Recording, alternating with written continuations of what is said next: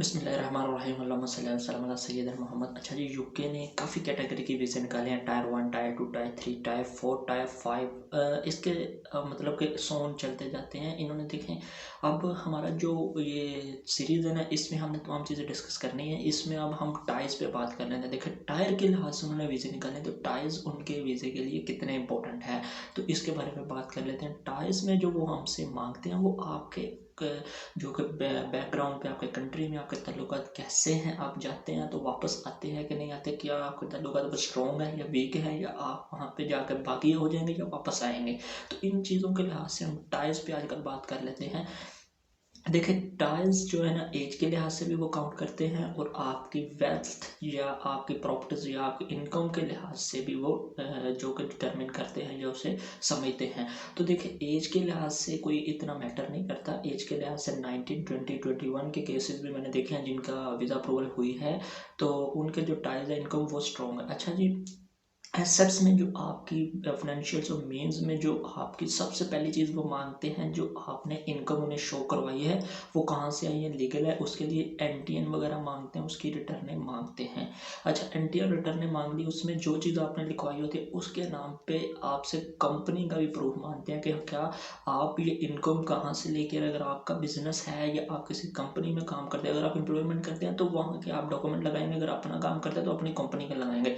अच्छा, जो 19, 20, 21 के लोग हैं ना, देखें उनकी इतनी सक्सेस नहीं होती, उनकी एम्प्लॉयमेंट इतनी नहीं होती, तो वो अपनी कंपनी ओपन करवाते हैं। जो दूसरे लोग होते हैं जो 25, 30 के, वो कई बड़े मल्टीनेशनल कंपनीज को ज्वाइन करके भी अप्लाई करते हैं। ये केस पर केस डिपेंड करता है, बट हम ये चीज़ हम उस बताएंगे आपको क्लियर तौर पे। जो कंपनी करते हैं वो कंपनी के वो डॉक्यूमेंट ले लें, जो दूसरे हैं तो वो अपने बिजनेस के डॉक्यूमेंट प्रोवाइड करें, जैसे कंपनी रजिस्ट्रेशन, कॉमर्स का कार्ड वगैरह।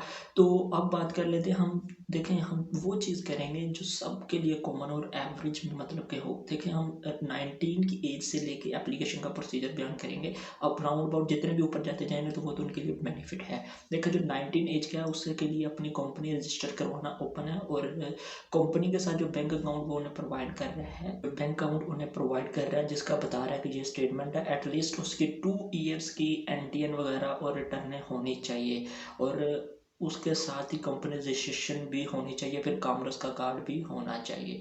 तो ये कंपल्सरी डॉक्यूमेंट टाइज में फाइनेंशियल मीन्स के लिहाज से। अब दूसरी चीज़ों में आ जाते हैं आपके एसेट्स वगैरह में। देखो, जो 19 और 20 और 21 के है उसके लिए एसेट्स इतने इम्पोर्टेंट नहीं है, यानी कि वो दूसरे प्रॉपर्टीज़ में, क्योंकि उनकी एज कम होती है, या तो उनके नाम पे कुछ ज़मीन प्रॉपर्टी जायदाद नहीं होती, वो अपने वालिद का लगा सकता है, क्योंकि वो किसी ब्लड रिलेशन की प्रॉपर्टी शो कर सकते हैं अपने एसेट्स में टाइज स्ट्रॉन्ग करने के लिए। अच्छा, एज का यहाँ पे इतना मैटर नहीं है। फिर मैं आपको क्लियर करता हूँ, एज के लिए आपको इतनी प्रॉब्लम नहीं करनी कि आप अपनी एप्लीकेशन ना सबमिट करें। आप एक बार करेंगे तो आपको वो रीज़न बता देगा, उस रीज़न को क्लियर करके फिर कर सकते हैं। एज में ये चांसेस है कि आप रिस्क ले सकते हैं, वन टाइम में आपका 40 से 50,000 वेस्ट होने के चांसेस हो जाते हैं अगर आपकी एज कम है, कि रिजेक्शन के लिहाज से। बहरहाल हम आपको सारी चीज़ें इस तरह घोल के बता देंगे कि आपकी एप्लीकेशन रिजेक्ट नहीं होगी, क्योंकि एक्सपीरियंस पर्सन का तजर्बा है, और उसी के तजर्बे से हम आपको बताएंगे। बहरहाल टूरिस्ट पे कर रहे हैं। बहरहाल अब पेंडेमिक आ रहा है, तो उसके बाद हम अपनी स्टडी सीरीज़ भी लेके आएंगे, उसमें बहुत अच्छी अच्छी अपॉर्चुनिटीज़ हैं तमाम कंट्रीज़ के लिए। तो ये देखें, अब हम इस मुद्दे पे ही रहते हैं, वो दूसरी चीज़ नहीं बोल रहा था, उसको बाद में डिस्कस कर लेंगे। तो आपको ना जो टाइज है ना, इसको स्ट्रॉन्ग बताने, एसेट्स में, एज में, प्रॉपर्टीज़ में, जो कि बैंक स्टेटमेंट। अच्छा, अब कुछ क्वेश्चन है, कुछ लोगों के ये क्वेश्चन होते हैं कि भाई मेरे अकाउंट में 20 पड़ा था, 21 पड़ा था, 22 पड़ा था। भाई ये चीज़ नहीं, आपका अकाउंट रनिंग में होना चाहिए, ट्रांजेक्शन होनी चाहिए, 2 ईयर्स के एनटीएन होना चाहिए, कंपनी रजिस्ट्रेशन होनी चाहिए। जो आप लोग गलती करते हैं, मेरे सामने एक 21 साल के लड़के का वीज़ा लगा, तो उसकी ट्रैवल हिस्ट्री थी 2 कंट्रीज़ की, उसकी बैंक स्टेटमेंट अच्छी थी, उसकी रिटर्न 2 ईयर्स की थी, और उसके बाद उसकी कंपनी रजिस्ट्रेशन थी। आपको अगर ये चीज़ें करनी हैं तो फिर ही आपको वीज़ा मिलेगा, अदरवाइज आपको नहीं मिल सकता। फिर आप कहते हैं, आप वैसे ही जाते हैं, अपने वैसे ही डॉक्यूमेंट सबमिट करवा देते हैं, आप ये नहीं पूछते कि कंपनी चाहिए, कॉमर्स चाहिए। और हाँ, आपको एक बात और मैं चीज़ बता दूं, आपको जो फाइल प्रिपरेशन वाला पर्सन है वो आपको अच्छी तरह से नहीं गाइड कर सकता। देखिए, मैंने भी जब फर्स्ट टाइम किया था तो मैंने एक कंसल्टेंट की नहीं, एक कंसल्टेंट ही समझ लें, बहरहाल करता वो एजेंट ही या कंसल्टेंट की मदद ली, तो बहरहाल उसने मेरा कवरिंग लेटर ही गलत लिख लिया था। तो आपको ये चीज़ से घबराना नहीं है।